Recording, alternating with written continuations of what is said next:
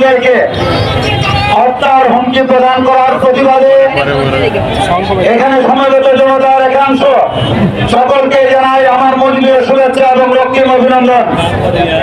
আমি বেশি কিছু বলতে চাই না, শুধু আমাদের মাননীয় প্রধানমন্ত্রী জননেত্রী শেখ হাসিনার কাছে আকুল আবেদন, আপনি চাচ্ছেন বাংলাদেশকে একটি দুর্নীতিমুক্ত এবং জনগণের শাসনে পরিণত করার জন্য।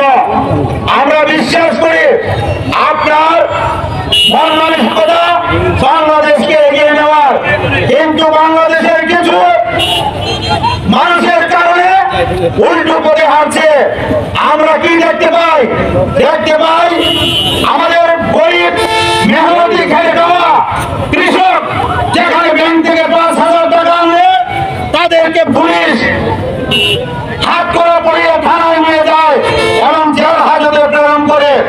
অথচ এই কৃষক বাংলাদেশকে এগিয়ে নেওয়ার জন্য অর্থনীতিতে অন্যতম ভূমিকা পালন করেন, কিন্তু বাংলাদেশে হাজার হাজার কোটি টাকার দুর্নীতি করে তাদেরকে বাংলাদেশ থেকে নিরাপদে বিদেশে যাওয়ার পথ করে দেওয়া হয়। এক দেশে এরকম আইন চলতে পারে না।